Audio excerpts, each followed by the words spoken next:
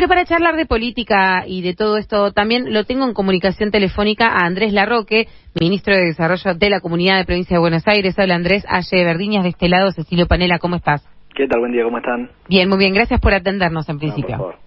Bueno, lo decíamos, ayer fue un día importante para la provincia de Buenos Aires, algunos lineamientos importantes por parte del gobernador ayer.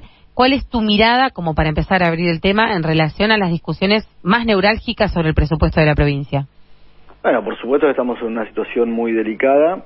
Nosotros este año hemos gobernado sin presupuesto, sin la ley de refinanciamiento, con una dificultad muy grande, y obviamente ya se hace acuciante poder contar con esos instrumentos. En el caso del presupuesto, por supuesto, desde ya que es un ordenador de la gestión, y siempre ha sido la voluntad, a diferencia de lo que ha ocurrido a nivel nacional por parte del gobernador Axel Kicillof, que el pueblo de la provincia de Buenos Aires conozca, por supuesto, cuáles son las intenciones, ¿no?, del Ejecutivo en términos de asignación de recursos.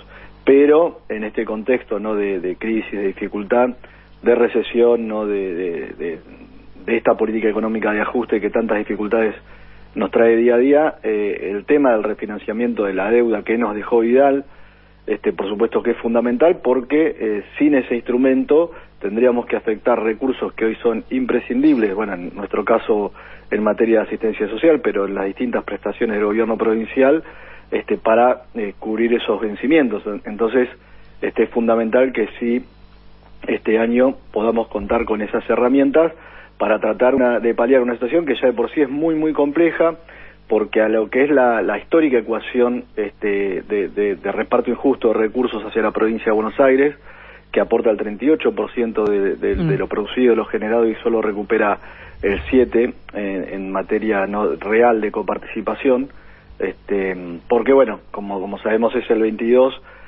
pero es el 22% del 30% de los recursos que se reparten en todas las provincias. El otro 70% se lo queda a la nación. Entonces eso termina configurando un 7% contra el 38% de lo que aporta en materia de tributos la provincia de Buenos Aires. Bueno, claro, a eso se le debe agregar este panorama tan complejo, ¿no?, de una situación de caída de la recaudación pavorosa por las políticas que lleva adelante el gobierno nacional, y además de eso, y seguimos agregando, por supuesto, la quita ilegal, discrecional de recursos de la nación a la provincia de Buenos Aires por esta cuestión gravísima, ¿no?, que perpetra el presidente Milei hacia los 17 millones de bonaerenses, inclusive reforzándolo la semana pasada, no invitando al gobernador a la reunión con los mandatarios provinciales. Bueno, en ese te hago un punto ahí, si te parece, vamos a escuchar 30 segundos de Diego Santilli, el ahora responsable del Ministerio del Interior, que hablaba sobre esto y le dedicaba un comentario al gobernador de la provincia para que lo conversemos. Sí. Si lo tenés, Claudio, lo escuchamos entonces a Diego Santilli hablando de esto, así continuamos la entrevista. Si realmente usted cree en el diálogo, vamos a sentarnos para bajar impuestos, vamos a sentarnos para tener un código penal nuevo, vamos a sentarnos para firmar un pacto de mayo que no quisiste ir,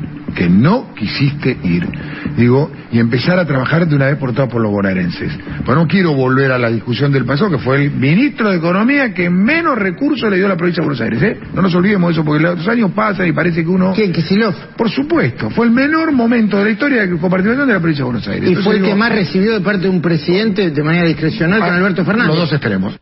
Dejando a un costado que Majul lo ayudaba, ¿no?, en el discurso, cosa que siempre es incómodo escuchar, ¿qué mirada tenés sobre esto que dice Santilli en relación a la no invitación de la reunión con los gobernadores?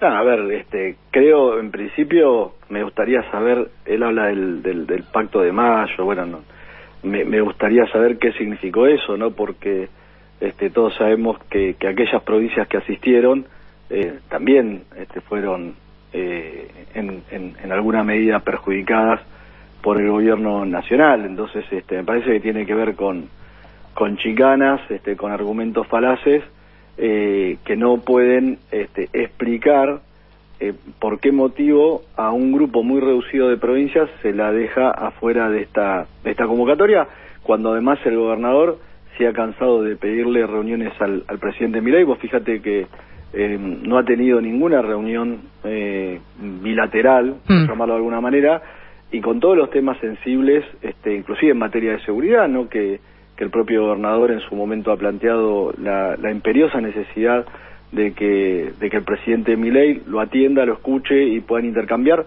más allá de las diferencias ideológicas. Así que para trabajar siempre estamos, para achicar se las dejamos a Santilli. Claro, porque también la excusa del gobierno nacional este fin de semana en relación a esa reunión era que habían convocado a los gobernadores que querían participar del Pacto de Mayo, digamos, y por eso explicaban no haber invitado, entre otros gobernadores, casualmente del peronismo, al gobernador Axel Kicillof. Aparece ahí una diferenciación que hacen desde Provincia de Buenos Aires entre participar de una reunión de trabajo y la foto del Pacto de Mayo. Mira, yo creo que hay una intencionalidad política. A ver, en primer lugar, asumir cuál es la situación que está viviendo la Argentina. Hoy nos gobierna una fuerza de ocupación. Está claro que la intervención del gobierno de Estados Unidos, no solo ya en materia económica financiera, sino inclusive en la gestión política, es total.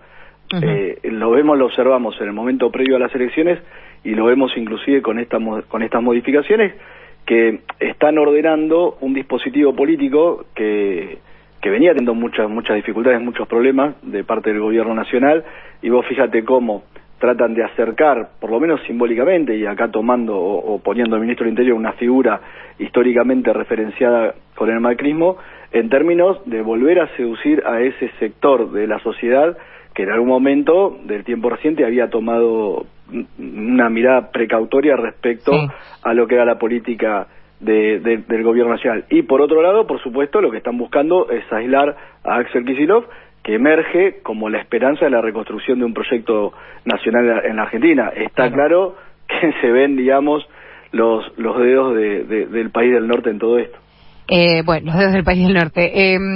Vuelvo un poco sobre lo que decías recién en relación también a lo que sucedió después de las elecciones. Por supuesto que el peronismo está en un momento también de revisión tras los resultados de la elección, que dispara discusiones tanto de manera interna seguramente como obviamente a cielo abierto. Ayer Bianco decía algo de tipo: está bien discutir las cosas, pero nosotros tenemos que trabajar. En algún punto, la posición en esa discusión interna de la provincia de Buenos Aires tiene un poco que ver también con no perder el norte sobre que deben seguir gestionando.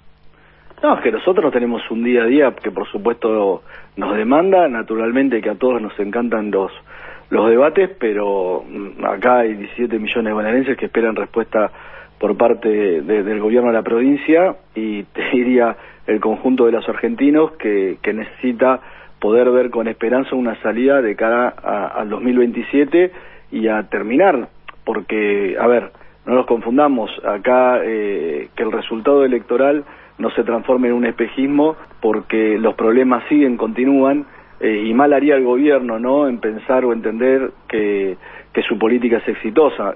Sí, obviamente intervinieron factores extraordinarios, desde ya el gobierno de Estados Unidos, una situación, te diría, casi apocalíptica, ¿no?, a la hora de emitir el sufragio, que naturalmente condicionó muchos sectores de nuestra sociedad, pero los problemas continúan. Entonces, bueno, a esos argentinos también y argentinas le tenemos que decir que el peronismo debe terminar, ¿no?, esta fase de transición, de debates, para ofrecer una esperanza clara y una propuesta constructiva que fundamentalmente nos muestre un camino de futuro. Ya nadie más quiere seguir enredado en discusiones que no han mostrado resultados prácticos. Y en ese sentido, Andrés, ¿ustedes creen que hay un camino de diálogo y construcción próximo posible? Por supuesto, faltan 2 años para las elecciones, pero lo que se ve, por supuesto, de afuera después del resultado de las elecciones tiene que ver, si se quiere, con la repitencia de algunas discusiones que no se terminan de zanjar.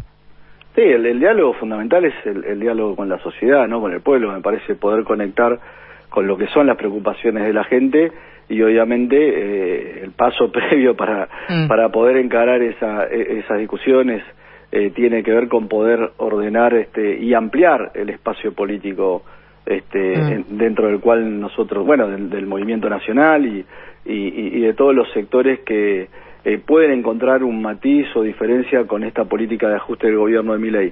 Y bueno, en ese sentido necesitamos madurez y responsabilidad, porque la situación es muy grave, y toda esta política que está llevando adelante Milei va a tener consecuencias en muchos casos muy difíciles de revertir.